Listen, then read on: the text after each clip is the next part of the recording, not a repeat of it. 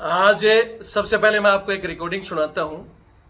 एक हमारा फौजी महाराष्ट्र मुंबई में बैंक की एक मैडम को कॉल करता है, क्योंकि वो मैडम उनके बटालियन में गई थी कि भाई हम फौजियों को लोन देंगे। तो वो बेचारा लोन के लिए कॉल करता है और मैडम उसको किस भाषा में क्या जवाब दे रही है, पहले तो ये सुने। 16 लाख 15 लाख 85,000। तुम पढ़े लिखे हो तो तुमको बताया जाए, पढ़े लिखे होते कोई अच्छी कंपनी में जॉब करते होते, कभी बॉर्डर में भेज दिए गए हो तुम। अरे सर ऐसा ना किसी के हक का ना खाने का नहीं, तुम समझा ना, हजम नहीं होगा, तभी तुम लोगों के बच्चे ना विकलांग पैदा होते और ऐसे ही लोग होते जो शहीद हो जाते हैं। ओके ओके रखो अभी हो ना और दिखाओ 15 दिन में मैं भी देखती हूँ तुम क्या चीज हो, कौन सी तुर्रम खाओ तुम। ये शुरुआत की छोटी सी आपने जो पहली रिकॉर्डिंग सुनी है, जिसमें मैडम ने कहा है कि तुम गंवार हो, कम पढ़े लिखे हो, इसीलिए अच्छी कंपनी में जॉब ना लगकर तुम फौज में गए और वहां बॉर्डर पर भेज दिए जाते हो। ठीक है। और पैसे की बात पर जो कह रही है, अब ये यहां थोड़ा सा सस्पेंस है, किस बात पर कहा इन्होंने कि तुम्हारे बच्चे इसलिए अपंग पैदा होते हैं और इसीलिए तुम बॉर्डर पर शहीद हो जाते हो, मतलब मर जाते हो। तो इस बात का तो हम आगे इनकी जो रिकॉर्डिंग है आपको मैं सुनाऊंगा और आगे चर्चा करेंगे, लेकिन पहले इनकी एक और रिकॉर्डिंग सुनो। जो कौन सी तुर्रम खाओ तुम, मैं भी देखती हूँ 12 साल से भाई तो सीआरपीएफ में बिजनेस कर रही हूँ, तुम क्या मेरे को सिखाओगे। और मैं भी ना डिफेंस फैमिली से बिलोंग करती हूँ, तुम क्या मेरे को सिखाओगे यार। पूरा है ना अभी आपका है ना, ये मैं भी आपको दिखाता हूँ, मैं भी किस चीज का फैमिली का हूँ। ये इनकी दूसरी जो पॉइंट है इनका रिकॉर्डिंग में, आपने जो सुना होगा कि 10 साल से मैं सीआरपीएफ या फौजियों को डील कर रही हूं और तुम मेरे को क्या सिखाओगे, और मैं भी डिफेंस फैमिली से हूं। तो यहां इस बात में मेरे को थोड़ा सा मैडम की बात में वजन लगा। क्या वजन लगा, उस चीज की चर्चा में या तो पहले आपको रिकॉर्डिंग सुना दूं, फिर इस पॉइंट पर अहम हम चर्चा करेंगे। पहले एक और रिकॉर्डिंग सुना देते हैं। कितनी बड़ी फैमिली के होते ना सर, 15-16 लाख रुपए ना लोन नहीं लेते। ज्ञान मत दे, लोन पे जी रहे हो, अब क्या ज्ञान हमको घंटा तुम दोगे। लोन पे जी रहे हो, ऑफकोर्स जी रहे हो लोन पे 5 लाख में। अरे तुम क्या घंटा मेरे को देखोगे। आ जाओ जो भी उखड़ना है। मैं क्या बात कर रहा हूँ, आप इतना बोल रहे हो ना, जो सर्विस सर्टिफिकेट बना है ना, हाँ वो मेरे को भेजो। हाँ भेजो भेजो भेजो भेजो भेजो भेजो। क्या होता है भेजा क्या 4 दिन से भेजो भेजो। कोई लगा है क्या तेरे को भेजेगा बढ़ाया ना, आपने कितना बिल्कुल बिल्कुल अभी 5,000 रुपए के लिए कर रहे हो। 5 लाख करा दो मैडम, इसको देना ना उसको देना है, वहाँ हमको दिखा रहे हो तुम तुम्हारा चैलेंज में। ये छोटी छोटी रिकॉर्डिंग आपने सुन ली होंगी। आगे मैं इनकी पूरी रिकॉर्डिंग बची हुई आपको सुनाता हूं कि आखिर मैडम एक फौजी से, जो भी अभी ऑन ड्यूटी है, कार्यरत सैनिक से किस तरह बात कर रही है। आखिर इनको डर क्यों नहीं है, जबकि सामने वाला कह रहा है कि रिकॉर्डिंग भी हो रही है, उसके बावजूद मैडम को कोई डर नहीं है। तो आज इस विषय पर हम बात करेंगे, लेकिन कुछ बातें मैडम की कड़वी थी लेकिन सच्ची थी। हालांकि इस मैडम को मैं आज के इस वीडियो में अच्छे से जवाब दूंगा और अच्छे से भी दे सकता था। इसका नाम भी मेरे पास आया हुआ है, सब कुछ आया हुआ है, वो भी मैं आपको बताऊंगा।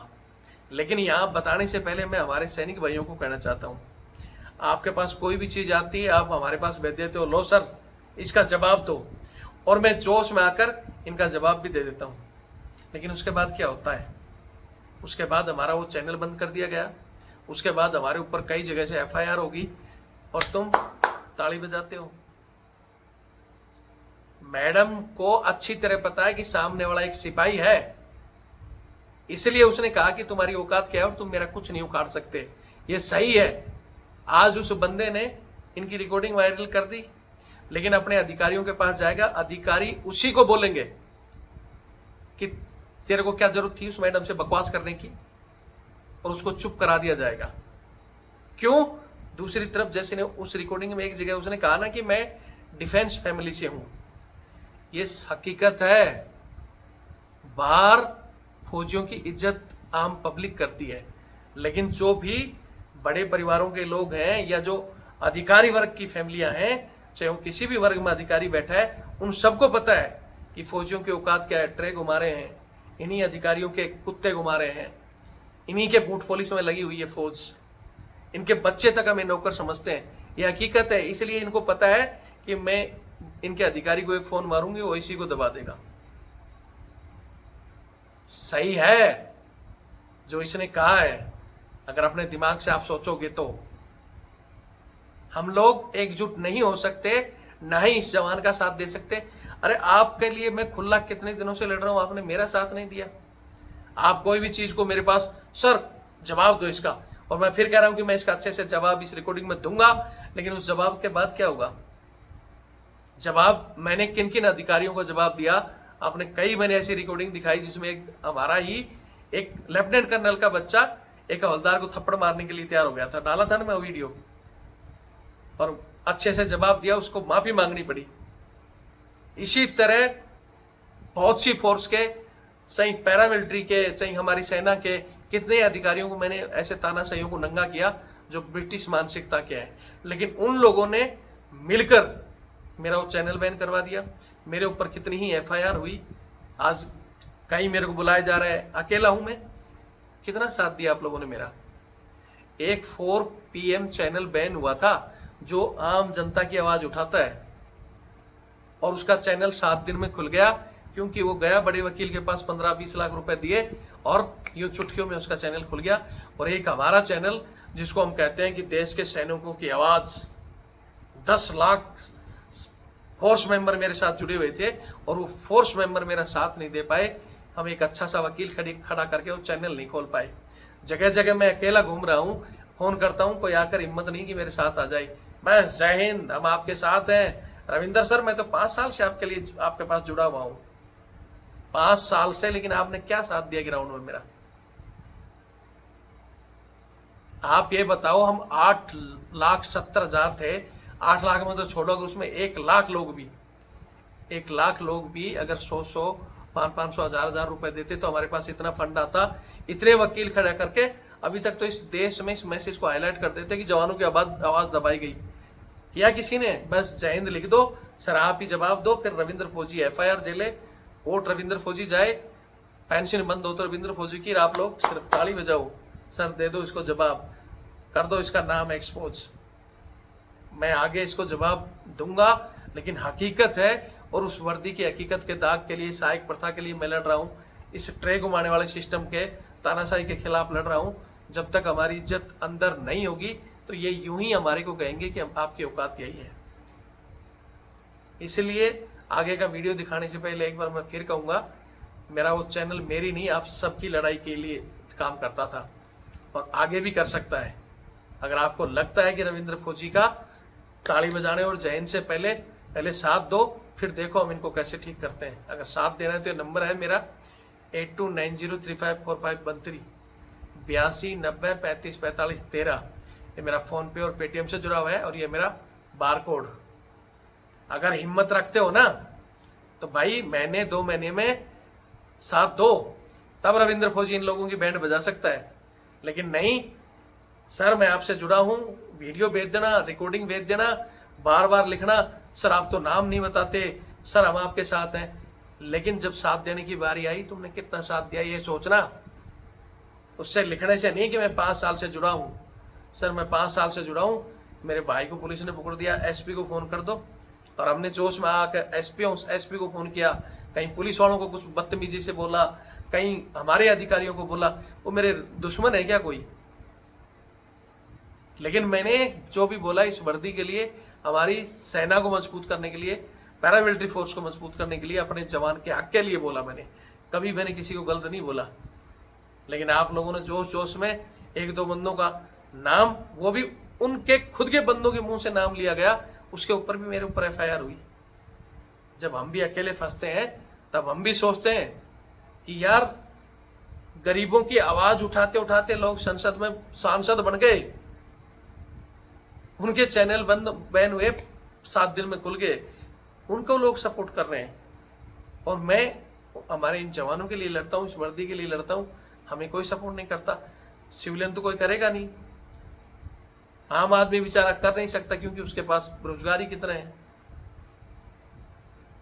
बड़े लोग करेंगे नहीं क्योंकि वो तो तुम्हें समझते ही यही है कि तुम्हारी औकात क्या है, वो ये बोलते हैं तुम्हें। और तुम खुद वैसे कोई कह देगा ना फौजी आदमी यहाँ ये खर्चा कर दो, वो कर दो, उतना कर दोगे, लेकिन अपने चैनल के लिए पहली बात तो डालना ही नहीं।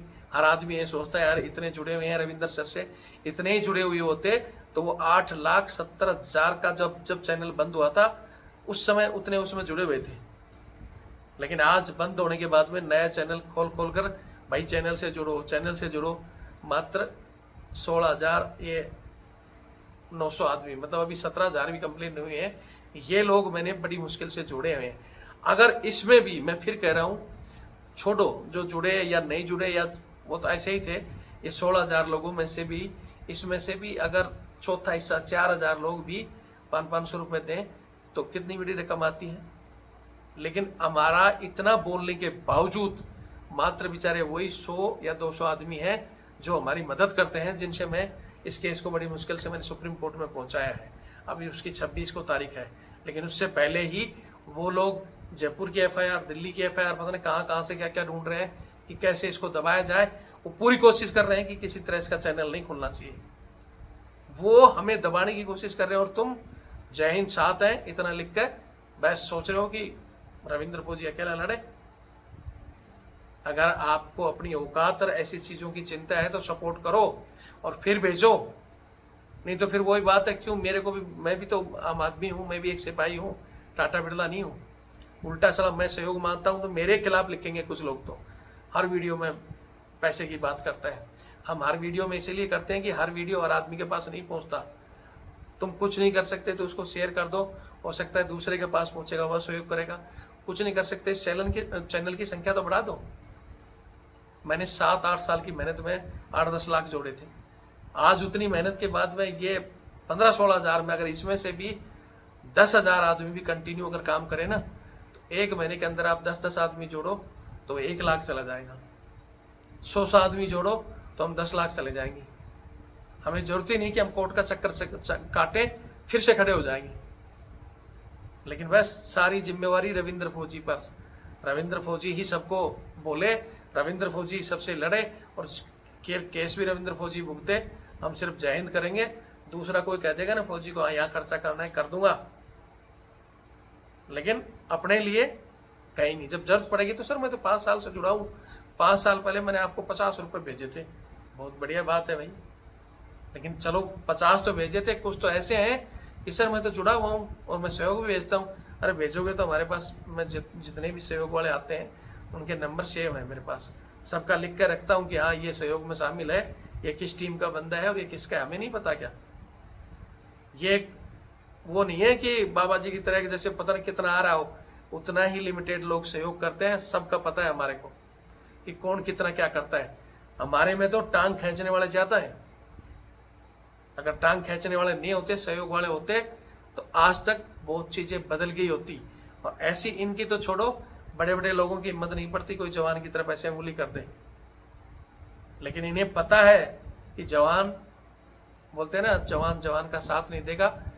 उस बंदे पे ही कार्रवाई हो जाएगी, इस मैडम पर कुछ नहीं होगी। इसलिए रिकॉर्डिंग कह तो देते हो, लेकिन बगैर सपोर्ट उसे बेचारे को, अकेले को पीछे छोड़ दोगे। बाकी तो खैर कितना भी कह लो, आप लोगों की मर्जी है, जो जैसा करो। आगे मैं बता देता हूँ इसकी रिकॉर्डिंग की, पूरी रिकॉर्डिंग सुना देता हूँ। आपको कुछ लगता है तो बस शेयर करो और नहीं तो सोए रहो। किसी दिन आपकी भी कोई ऐसे बेइज्जती करे, इंतजार करो। जय हिंद, जय भारत, वंदे मातरम। नहीं मैं जाता हूँ, करता हूँ, तुमको हर एक मैसेज का ना रिप्लाई तो देना चाहिए ना एटलीस्ट, कि मैडम करता हूँ, नहीं है या कुछ भी मजबूरी समझो। फर्स्ट टाइम जैसे माफ करा था मैं नहीं करा देती। 15,85,000 रुपए सैंक्शन किया आपने। अरे बताया तो 75 लाख तो क्या कर सकते हैं। 15,85,000। अब तुम पढ़े लिखे हो तो तुमको बताया जाए, पढ़े लिखे होते कोई अच्छी कंपनी में जॉब करते होते, तभी बॉर्डर में भेज दिए गए हो तुम। अरे सर ऐसा ना किसी के हक का ना खाने का नहीं, तुम समझा ना, खत्म नहीं होगा। तभी तुम लोगों के बच्चे ना विकलांग पैदा होते और ऐसे ही लोग होते जो शहीद हो जाते हैं। ओके। ओके रखो अभी फोन और 15 दिन में मैं भी देखती हूँ तुम क्या चीज हो, कौन सी तुर्रम खां हो तुम। मैं भी देखती हूँ 12 साल से भेजो सीआरपीएफ में बिजनेस कर रही हूँ, तुम क्या मेरे को सिखाओगे? और मैं भी ना डिफेंस फैमिली से बिलोंग करती हूँ, तुम क्या मेरे को सिखाओगे यार? पूरा है ना अभी आपका है ना, ये मैं भी आपको दिखाता हूँ, मैं भी किस चीज का फैमिली का हूँ, क्या कर सकता हूँ अभी। दिखाओ कितनी बड़ी फैमिली के होते ना सर, 15-16 लाख रुपए ना लोन नहीं लेते। चल ज्ञान मत दे, लोन पे जी रहे हो, अब क्या ज्ञान हमको घंटा तुम दोगे? लोन पे जी रहे हो? ऑफकोर्स जी रहे हो लोन पे, 5 लाख देने में तुम्हारी नानी याद आ गई है। अब दिखा, बोल मत दिखा आके सामने, बोल मत दिखा। चैलेंज कर दिया ना आपको, मैं दिखाऊंगा आपको। करो चैलेंज, आओ दिखाओ। रिकॉर्डिंग मेरे पास रखा है, आपने क्या किया है क्या नहीं। रिकॉर्डिंग जो भी रखना है जिधर भी भेजने का है उधर भेजो, जिधर भेजने का है उधर भेजो। दिखाओ तुम एक बार, मैंने भी आपने जो भेजा उसका स्क्रीनशॉट मार रखा है। एकदम बिंदास। और भी कुछ चाहिए तो और भी कुछ भेज देती हूँ। भेज दो, क्या है आपके पास? क्या चाहिए तुमको, क्या चाहिए तुमको बताओ ना, वो चीज भेजती हूँ। स्क्रीनशॉट क्या मारने की जरूरत है, नहीं करूंगी मैं। अरे तुम क्या घंटा मेरे को देखोगे? आ जाओ, जो भी उखाड़ने का है। मैं क्या बात कर रहा हूँ, आप इतना बोल रहे हो ना, जो सर्विस सर्टिफिकेट बना है ना, वो मेरे को भेजो, भेजो आप। क्यों स्क्रीनशॉट निकाला, किधर गया? वो क्या करना है आपको? मैंने स्क्रीनशॉट निकाला ही। स्क्रीनशॉट निकाल के रखा है ना। लोन पे जी रहे हो, चाहे ना तुमको जो खाने को खाड़ो और आओ, मैं सर्विस लेटर देती हूँ तुमको। हाँ भेजो भेजो भेजो भेजो। हाँ भेजो भेजो, क्या होता है? भेजा क्या 4 दिन से? भेजो भेजो, नौकर कोई लगा है क्या तेरे को भेजेगा? बढ़ाया आपने कितना बोल नहीं रही हूँ, तुम बोले हो ना, तुमने चैलेंज किया ना, तुम करके दिखाओ। तुमको मैं पागल दिखती हूँ क्या? दुनिया भर अपने तुमको मैं पागल दिखती हूँ? रिकॉर्डिंग रखा है ना, स्क्रीनशॉट रखा है ना, दिखाओ। बिल्कुल बिल्कुल रखा है, दिखाओ दिखाओ हाँ, बिल्कुल बिल्कुल। अभी 5,000 रुपए के लिए कर रहे हो, 5 लाख करा दो मैडम, इसको देना ना उसको देना है, हमको दिखा रहे हो तुम तुम्हारा चैलेंज।